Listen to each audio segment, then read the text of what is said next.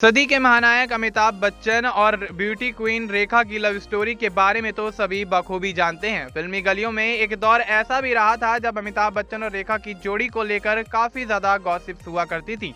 बॉलीवुड की सबसे हॉट जोड़ियों में से एक इस जोड़ी को कहा जाता था और इनकी प्रेम कहानियों के चर्चे लोगों की जुबान पर अक्सर रहा करते थे। कहा तो यहाँ तक जाता है कि दोनों में सीक्रेट लव था। इनकी जोड़ी ने पर्दे पर एक से बढ़कर एक फिल्में दी थी। काम के दौरान ही दोनों के बीच नजदीकियां बढ़ती हुई नजर आई थी। अमिताभ ने कभी रेखा से प्यार की बात कबूल नहीं की, लेकिन रेखा आज भी दिल ही दिल में उनको अपना मानती हैं। वर्षों बीत गए, कई पीढ़ियां अमिताभ बच्चन और रेखा के फिल्मी गानों को सुनकर बड़े हुए हैं। कहा तो यहाँ तक जाता है कि जब रेखा और अमिताभ के बीच प्रेम की चिंगारी धधक रही थी, उसी बीच रेखा बॉलीवुड के दिग्गज कलाकार ऋषि कपूर की पत्नी और अपनी करीबी दोस्त नीतू सिंह की शादी में सिंदूर लगाकर और मंगलसूत्र पहनकर पहुंच गई थी।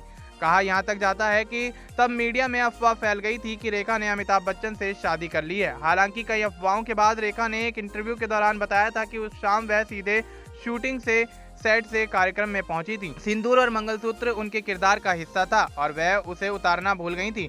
रिपोर्ट्स की माने तो अमिताभ बच्चन और रेखा ने साल 1976 में फिल्म दो अनजाने के दौरान एक दूसरे को डेट करना शुरू कर दिया था।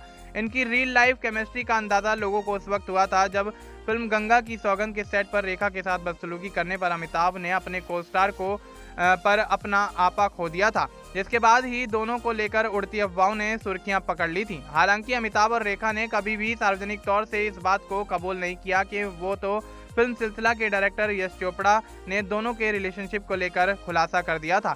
एक इंटरव्यू के दौरान रेखा ने अपने और अमिताभ बच्चन के रिलेशनशिप पर बड़ा खुलासा किया था। उन्होंने कहा था कि किसी को इसकी फिक्र नहीं है कि मैं क्या चाहती हूँ, मैं तो दूसरी औरत हूँ ना। उन्होंने जया पर भी बिना नाम लिए निशाना साधा कि दूसरा इंसान तो सबकी नजरों में बेचारा बना हुआ है, कोई ऐसे शख्स के साथ एक छत के नीचे कैसे रह सकता है जब वह जानता है कि वह दूसरे से प्यार करता है। जब दोनों के अफेयर की खबरें आग की तरह फैल रही थी, तब भी अमिताभ बच्चन खामोश थे, लेकिन ये खबरें जया बच्चन के कानों तक पहुंच गई थी। एक बार जब अमिताभ बच्चन घर पर नहीं थे तो जया ने एक रात रेखा को अपने घर खाने पर बुलाया।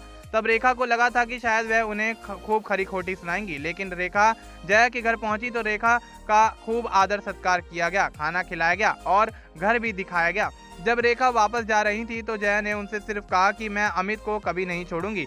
जया की इस बात ने साफ कर दिया था कि रेखा कभी भी अमिताभ की नहीं हो पाएंगी।